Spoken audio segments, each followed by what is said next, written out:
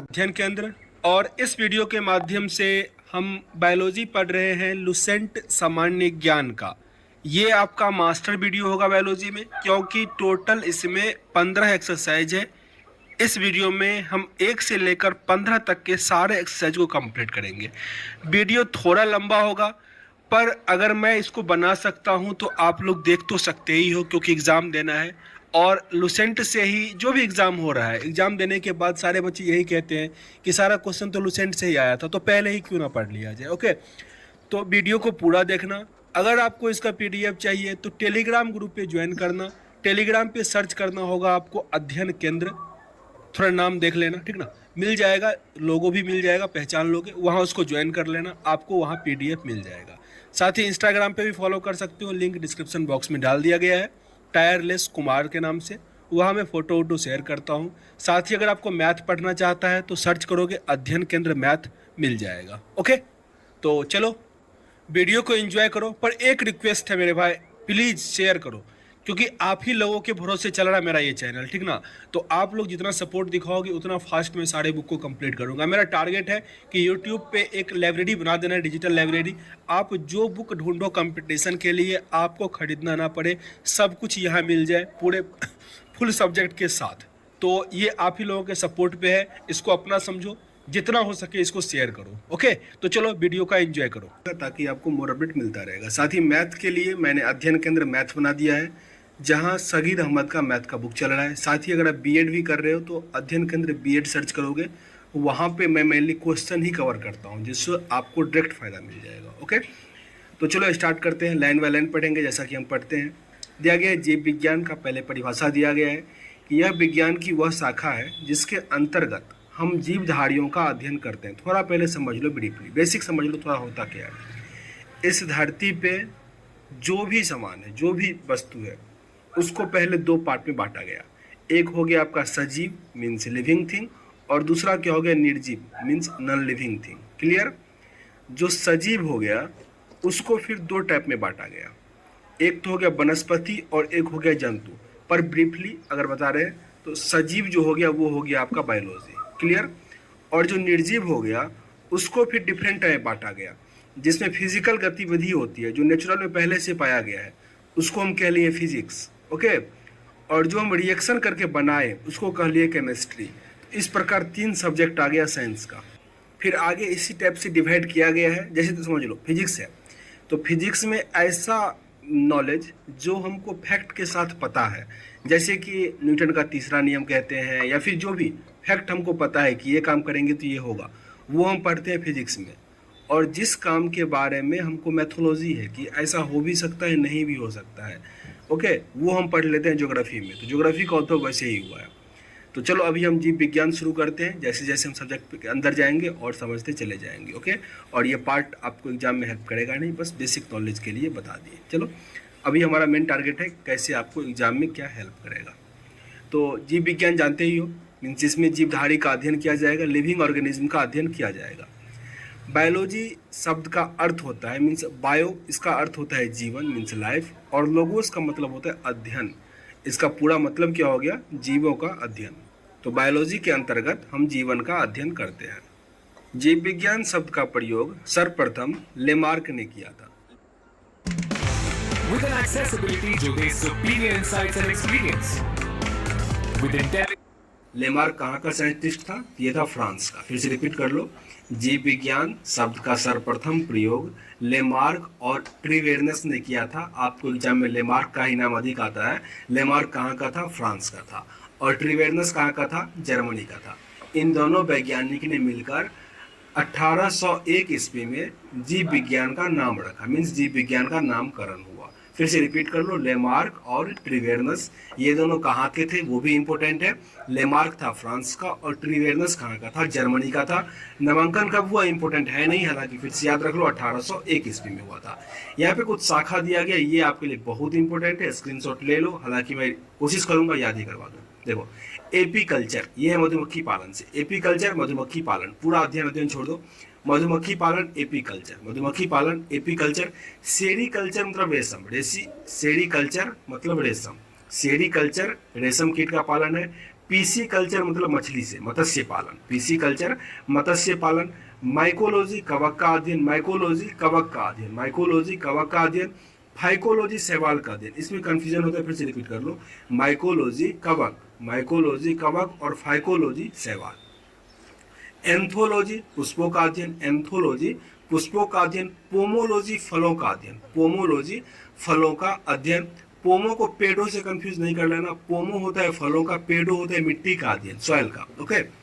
Ornithology ये होता है पक्षी का अध्ययन, ऑर्निथोलॉजी पक्षी का अध्ययन। सबसे बड़ा जो ऑर्निथोलॉजिस्ट माना जाता है भारत का वो था सलीम अली, जम्मू कश्मीर में आपको सलीम अली पक्षी अभ्यारण्य भी मिल जाएगा। आगे दिया गया इक्योथोलॉजी, ये है मछली का अध्ययन। साथ ही एक और पढ़े थे पीसीलॉजी, पीसी कल्चर, या पीसी कल्चर में क्या होता है, मछलियों का ही अध्ययन करते हैं, मछली पालन का अध्ययन करते हैं, और ये इक्योलॉजी में मछली का अध्ययन करते हैं। समझ लो इसमें अंतर क्या हुआ, पीसी कल्चर में मछली पालने का तरीका सीखते हैं, अध्ययन करते हैं, और इक्थियोलॉजी में मछलियों पे ही अध्ययन करते हैं, तो थोड़ा अंतर है। एंटोमोलॉजी इसमें होता है कीटों का अध्ययन, इंसेक्ट का अध्ययन, एंटोमोलॉजी। डेंड्रोलॉजी इसमें वृक्षों और झाड़ियों का अध्ययन करते हैं, डेंड्रोलॉजी। ऑफियोलॉजी इसमें सांपों का अध्ययन करते हैं, सर्पों का अध्ययन। सौरोलॉजी इसमें छिपकली का अध्ययन, सौरोलॉजी छिपकली का अध्ययन। सिल्वी कल्चर यह है काष्ठी पेड़ों का संवर्धन, काष्ठी पेड़ों का संवर्धन, सिल्वी कल्चर। इसको एक बार फिर से रिपीट कर लेते हैं थोड़ा फास्ट में, ओके। अगर याद हो गया तो इसको आपको नहीं देखना है, बताना है। एपी कल्चर मधुमक्खी पालन, सेरी कल्चर रेशम कीट पालन, पीसी कल्चर मत्स्य पालन, माइकोलॉजी कवक, फाइकोलॉजी शैवाल, एंथोलॉजी पुष्पों का अध्ययन, पोमोलॉजी फलों का अध्ययन, ऑर्निथोलॉजी ये हो गया पक्षियों का, एक्योथोलॉजी ये हो गया मछलियों का अध्ययन। आगे एंटोमोलॉजी ये मैंने कहा था इंसेक्ट का अध्ययन, डेंड्रोलॉजी ये हो गया वृक्षों और झाड़ियों का अध्ययन, ऑफियोलॉजी सर्पों का अध्ययन, सोरोलॉजी छिपकलियों का अध्ययन, और सिल्वी कल्चर काष्ठी पेड़ों का संवर्धन। तो लगभग इसमें से 5-6 तो याद हो ही गया होगा, स्क्रीनशॉट ले लो, ओके, याद कर लेना। आगे दिया गया है जीव विज्ञान का एक क्रमबद्ध ज्ञान के रूप में विकास प्रसिद्ध ग्रीक दार्शनिक अरस्तु के काल में हुआ था। ये काफी इंपॉर्टेंट है, अरस्तु का नाम जब भी आप बायोलॉजी पढ़ते हो तो इनका नाम कभी नहीं भूलना, क्योंकि इन्हें ही फादर ऑफ बायोलॉजी कहा जाता है। फादर ऑफ बायोलॉजी कहा जाता है, किनको, अरस्तु को ही कहा जाता है, ओके। और बायोलॉजी का 2 पार्ट होता है, बोटनी और दूसरा क्या होता है, जूलॉजी। तो बायोलॉजी में बोटनी जो होता है वो होता है आपका जीव विज्ञान, और ये होता है वनस्पति विज्ञान, मीन्स ये होता है जंतु विज्ञान, और ये क्या होता है वनस्पति विज्ञान। तो जंतु विज्ञान का भी कौन हो गया फादर, ये सॉरी जूलॉजी का जो होता है मीन्स जंतु विज्ञान का, वो कौन हो गया, अरस्तु हो गया। फिर से रिपीट कर लेते हैं, ये हो गया बोटनी, बोटनी मतलब होता है पेड़ पौधे का विज्ञान, मीन्स वनस्पति विज्ञान। और जेड जूलॉजी जो होता है, जू मीन्स चिड़ियाघर, तो चिड़िया मीन्स जीव जंतु के बारे में, तो वो क्या हो गया, मीन्स अरस्तु ही इसके फादर है, समझ लिया। तो आगे दिया गया इसमें कि अरस्तु कहाँ के थे, ग्रीक साइंटिस्ट थे, दार्शनिक थे, मैथमेटिशियन थे, ये सब कुछ थे, ओके। तो इन्होंने 384 से लेकर 322 बीसी के काल में मीन्स बायोलॉजी का क्रमबद्ध ज्ञान दिया था। क्रमबद्ध मीन्स ये होता है ना कि एक बुक लिख दिया और उसको सही से डिफाइन किया, वो हो गया क्रमबद्ध ज्ञान, ओके। उन्होंने ही सर्वप्रथम पौधे और जंतुओं के जीवन के विभिन्न पक्षों के विषय में अपने विचार प्रकट किए, इसीलिए अरस्तु को जीव विज्ञान का जनक कहते हैं। इन्हें जंतु विज्ञान का भी जनक कहा जाता है। जंतु विज्ञान का जनक किन्हें कहा जाता है, मीन्स अरस्तु को ही कहा जाता है। जबकि वनस्पति विज्ञान का जनक किन्हें कहा जाता है, थियोफ्रेस्टस को। वनस्पति विज्ञान का जनक थियोफ्रेस्टस को, और जंतु विज्ञान का जनक कौन हो गया, अरस्तु हो गया। आगे जो हमारा एक्सरसाइज जीवधारियों का वर्गीकरण, ये हम नेक्स्ट पार्ट में कवर करेंगे, ओके। ये इसका पहला वीडियो था, तो थोड़ा इंट्रोडक्शन हो गया। आप लोगों का इसमें ये काम है कि ऊपर जो हम लोगों ने पढ़ा है कि ये टाइप, ये कितना आप लोगों को याद हुआ कमेंट बॉक्स में लिख लो। कमेंट बॉक्स में लिखने में अगर मीन्स आलस आ रहा है तो अपनी कॉपी में लिख लो, पर जरूर लिख लो। साथ ही बायोलॉजी का नाम किसने दिया था और बायोलॉजी का क्रमबद्ध ज्ञान किसने मीन्स प्रकाशित। चलो स्टार्ट करते हैं। दिया गया है, अरस्तु द्वारा समस्त जीवों को 2 समूहों में विभाजित किया गया। इससे पहले ही हम जिक्र क्या कर चुके थे, समझ लो। इससे पहले जिक्र किए थे कि अरस्तु जो था ग्रीक का साइंटिस्ट था, जो पहली बार बायोलॉजी को क्रमबद्ध तरीके से पढ़ाया, मीन्स एस्टेब्लिश किया, ओके। और उन्होंने इसे 2 पार्ट में डिवाइड किया था, एक था जंतु समूह और दूसरा था वनस्पति समूह। जंतु समूह को जंतु विज्ञान कहा गया, मीन्स जूलॉजी, और वनस्पति को बोटनी कहा गया। वनस्पति वॉ से स्टार्ट है, इसको वॉ से कर लो और बोटनी हो गया। और जंतु जू चिड़ियाघर, जेड से स्टार्ट कर लो जूलॉजी। ओके, तो जूलॉजी का जो फादर था वो कौन था? अरस्तु था। इतना तक हमने पिछली क्लास में पढ़ लिया था। ओके, आगे पढ़ते हैं। लिनियस ने भी अपनी पुस्तक सिस्टेमा नेचुरे में संपूर्ण जीवधारियों को दो जगत में बांटा। ओके, एक उसने कहा प्लांट किंगडम और दूसरा कहा एनिमल किंगडम। ये आपके लिए इंपॉर्टेंट है। सिस्टेमा नेचुरे ये पुस्तक किसने लिखा था? लिनियस ने लिखा था, जिसके अंतर्गत उन्होंने भी बायोलॉजी मीन्स टोटल जीवधारी जो है उसको दो पार्ट में डिवाइड किया। पहला डिवाइड किया पादप जगत मीन्स प्लांट किंगडम, और दूसरा क्या कहा? Animal kingdom. ये क्लियर यहाँ तक? आगे दिया गया लिनियस ने वर्गीकरण की जो प्रणाली शुरू की उसी से आधुनिक वर्गीकरण प्रणाली की नींव पड़ी, इसीलिए उन्हें आधुनिक वर्गीकरण का पिता कहा जाता है। ये सेंटेंस आपके लिए काफी इंपॉर्टेंट है। Who is the father of modern taxonomy? तो क्या हो जाएगा? लीनियस। रिपीट करो, आधुनिक वर्गीकरण का पिता किन्हें कहा जाता है? तो लीनियस को कहा जाता है। लिनियस ने अपने पुस्तक सिस्टेमा नेचुरे में जंतु या जीवधारी को दो पार्ट में डिवाइड किया था। पहला था प्लांट किंगडम और दूसरा क्या था? Animal kingdom. रिपीट कर लो, एनिमल किंगडम का फादर कौन था? अरस्तु। ओके, इंग्लिश में इसको एरिस्टोटल लिखा जाता है तो गलती नहीं कर लेना। ओके, यहाँ पे एल साइलेंट होता है। आगे दिया गया है जीवधारियों का 5 जगत वर्गीकरण मीन्स 5 में टाइप में उसको क्लासीफाई किया गया था। दिया गया 5 किंगडम क्लासिफिकेशन ऑफ ऑर्गेनिज्म्स, जिसमें दिया गया है परंपरागत द्विजगत वर्गीकरण का स्थान अंततः हिक्केटर था।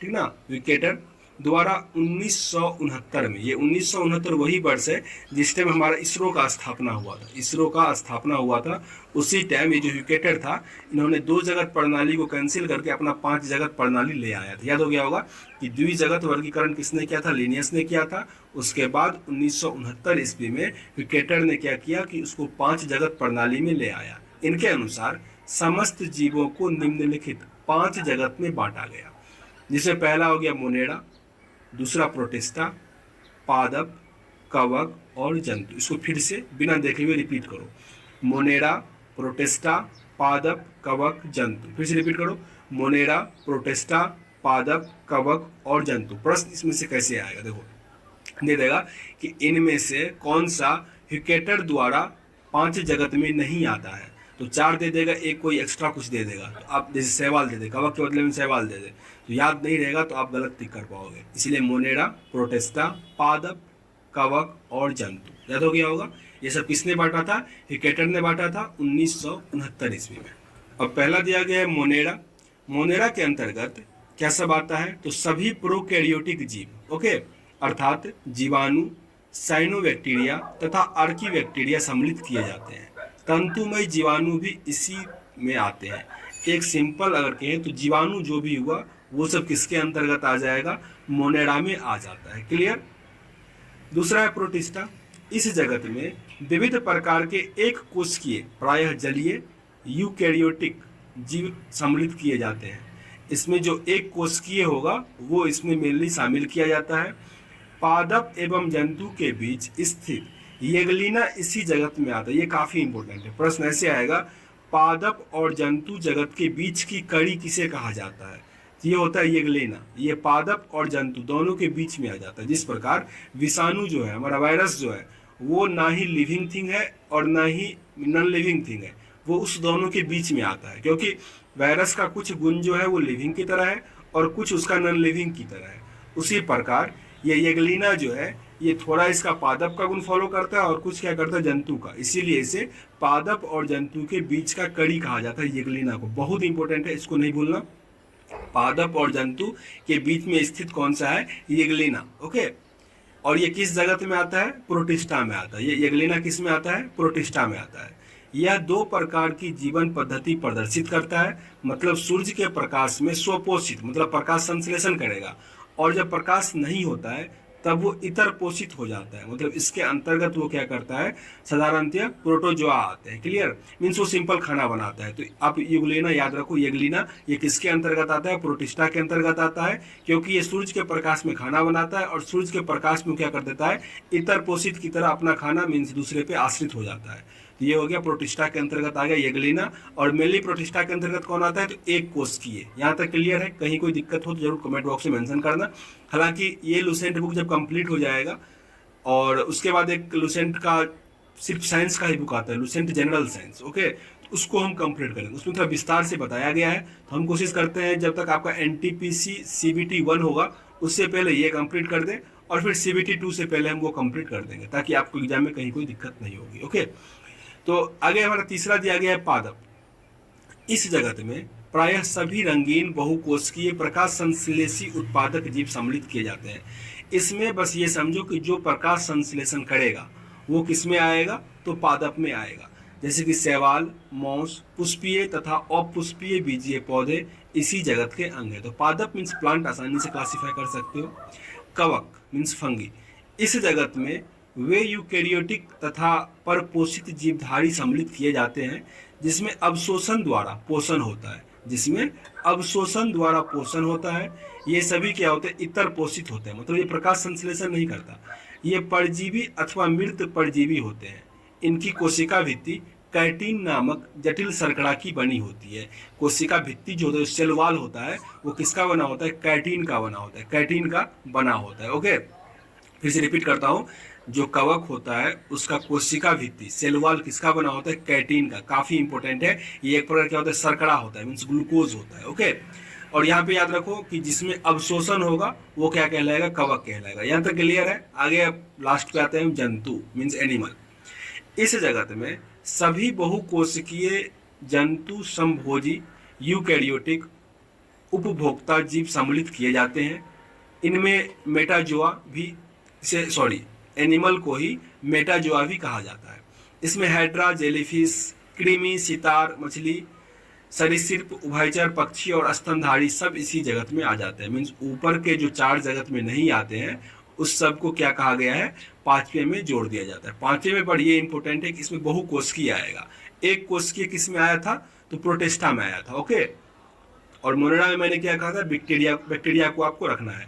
आगे नोट में दिया गया है वर्गीकरण जो होता है, आधारभूत इकाई क्या होता है, स्पीसीज होता है। अब स्पीसीज के आधार पे यहाँ पे नीचे बांटा गया है, द्विनाम पद्धति में आपको ये काम करेगा, इसको भी आज हम कवर कर लेते हैं। जीवों के नामकरण की द्विनाम पद्धति क्या है, ये द्विनाम पद्धति किसकी देन है, लिनियस का देन है। कब दिया इन्होंने, 1753 में। 1753 में लिनियस नामक वैज्ञानिक ने वर्गीकी का खोज किया, इसीलिए इन्हें फादर ऑफ टेक्सोनोमी कहा जाता है। ओके, इन्होंने ही द्विनाम पद्धति को प्रचलित किया। इस पद्धति के अनुसार प्रत्येक जीवधारी का नाम लैटिन भाषा के 2 शब्द से मिलकर बना हुआ। यहाँ से आपको ये पूरा याद करना पड़ेगा। यहाँ तक देखो, लैटिन भाषा से जो द्विनाम पद्धति होता है उसमें दोनों नाम कहाँ से लिया जाता है, लैटिन भाषा से लिया जाता है, जिसमें कि पहला शब्द वंश दिखाता है, पहला शब्द वंश दिखाता है और दूसरा शब्द क्या दिखाता है, जाति दिखाता है। इसको रिपीट कर लो, बहुत बार पूछा गया है, कंफ्यूज नहीं कर जाना इसमें। नाम का जैसे आदमी का क्या होता है, होमो सेपियंस, तो होमो क्या दिखाता है, हमारा वंश दिखाता है, और जो सेपियंस होता है वो हमारा जाति दिखाता है, स्पीसीज दिखाता है। फिर से रिपीट कर लो, ये दोनों शब्द क्या होता है, लैटिन भाषा का है, और इसमें पहला शब्द वंश दिखाता है मीन्स जेनेरिक दिखाता है, और दूसरा शब्द स्पीसीज मीन्स जाति दिखाता है। ये याद हो गया होगा। वंश और जाति नामों के बाद उस वर्ग की विद मीन्स वैज्ञानिक का नाम लिखा जाता है। जैसे कि अब ऐसे समझो, हालांकि यहाँ पे लिखा गया है, जैसे मान लो आदमी का क्या होता है, होमो सेपियंस, होमो सेपियंस। अब ये नाम जो है होमो सेपियंस, ये नाम जो है नामांकन किसने किया, लिनियस ने किया। इसके आगे लिन लगा दिया जाएगा। ओके, तो ये 3 नाम का हो गया, लेकिन ये बस लिखने के लिए है कि किस साइंटिस्ट ने किया, आपको ये काम नहीं देगा। अगर एग्जाम में कभी आ जाए कि होमो सेपियंस के बाद जो लिन है इसका मतलब क्या है, तो इसका मतलब ये है कि साइंटिस्ट ने इसका नाम आगे रखा है। यहाँ पे देखो यही लिखा गया है कि होमो सेपियंस लिन लिखा गया है, तो वास्तव में होमो जो होता है उस वंश का नाम है जिसकी जाति सेपियंस है। दूसरा क्या होता है, जाति को रिप्रेजेंट करते हैं तो सेपियंस है, और लिन जो है वो लीनियस शब्द का संक्षिप्त रूप है। इसका अर्थ है कि सबसे पहले लीनियस ने इस जाति को होमो सेपियंस नाम से पुकारा, मतलब जिसने मनुष्य को होमो सेपियंस कहा उस साइंटिस्ट का नाम यहाँ पे ऐड हो जाएगा। ओके, तो वर्गीकी मीन्स ये हो गया द्विनाम पद्धति, इसमें कुछ नाम दिया गया वो आपको याद करना पड़ेगा। तो जैसे मनुष्य का याद होगा होमो सेपियंस, मनुष्य का होमो सेपियंस। मेढक का क्या हो जाएगा, राना टिग्रीना, मेढक का राना टिग्रीना। बिल्ली का होता है फैलस डोमेस्टिका, फैलस डोमेस्टिका। कुत्ता का होता है कैनिस फैमिलिडीज, कैनिस फैमिलिडीज। गाय का होगा बोस इंडिकस, बोस इंडिकस। मक्खी का होता है मस्का डोमेस्टिका, मक्खी का मस्का डोमेस्टिका। आम का मैग्नीफेरा इंडिका। जो भी राष्ट्रीय है उसका तो याद रख ही लो पहले। आम का क्या होगा? Mangifera indica. जैसे मोर का क्या होता है? पावोक्रिस्टेटस। मोर का क्या होता है? पावोक्रिस्टेटस। आगे दिया गया आम का मैग्नीफेरा इंडिका। धान का क्या होता है? ओरिजा एस्टिवा। ओरिजा एस्टिवा। गेहूं का होता है ट्रिटिकम, ट्रेटिकम एस्टिवम, ट्रेटिकम एस्टिवम। मटर का होता है पीसम एस्टिवम, पीसम एस्टिवम। चना का होता है सीसर एरिट्रिनम, सीसर एरिट्रिनम। और सरसों का होता है बेरेसिका कैम्पिटर्स, बेरेसिका कैम्पिस्टर्स। यहाँ पे कुछ कुछ नहीं दिया हुआ है, जैसे कि टाइगर का क्या होता है? टाइगर हमारा राष्ट्रीय एनिमल है, तो उसका क्या हो जाता है? Panthera tigris. ओके, तो ये सब याद रख लो। मीन्स मोर का मैंने कहते पावोक्रिस्टेटस। एक कमल का फूल हुआ, उसका नेलम्बो करके कुछ होता है, नोलम्बो करके, ठीक ना। तो एक भी याद रखोगे तो आपका ऑप्शन मिलेगा, आप आसानी से टिक कर पाओगे। तो आज का हमारा ये सेशन कंप्लीट करते हैं। और मैंने कहा था कि आप लोगों से 5 प्रश्न पूछा जाएगा, तो 5 प्रश्न हम पूछ रहे हैं। आपको इसका आंसर कमेंट बॉक्स में देना है। पहला तो ये हो गया कि 5 पद्धति सिद्धांत किसने दिया था? जीवधारियों को 5 पार्ट में किसने बांटा था? हो सके तो उसका नाम भी लिख देना, वो 5 पार्ट का नाम लिख देना। ओके। दूसरा प्रश्न है, बहुकोशिकीय जीव जो होता है वो किस जगत में आता है? ओके। तीसरा क्वेश्चन मैं पूछ रहा हूं कि जो मोर होता है, मोर, उसका बोटनिकल नेम क्या हुआ? और द्विनाम पद्धति का पिता किसे कहा जाता है? मीन्स फादर ऑफ टेक्सोनोमी किसे कहा जाता है? Father of taxonomy. साथ ही अरस्तु जो था वो कहाँ का साइंटिस्ट है? मीन्स उसके देश का नाम बताना है। तो 5 प्रश्न हो गए, इसका आंसर आपको कमेंट बॉक्स में देना है। सेशन को एंड करते हैं। अगर अच्छा लग रहा हो जरूर लाइक और शेयर करो अपने दोस्तों के साथ, ताकि उनको भी फायदा हो। मिलते हैं नेक्स्ट वीडियो में, तब तक के लिए जय हिंद। जय हिंद दोस्तों, आप देख रहे हैं अध्ययन केंद्र। और इस वीडियो के माध्यम से अभी हम पढ़ रहे हैं कोशिका विज्ञान, मीन्स बायोलॉजी का पार्ट है। और बुक है हमारा लुसेंट सामान्य ज्ञान का, जिसमें हमने ऑलरेडी प्राचीन इतिहास,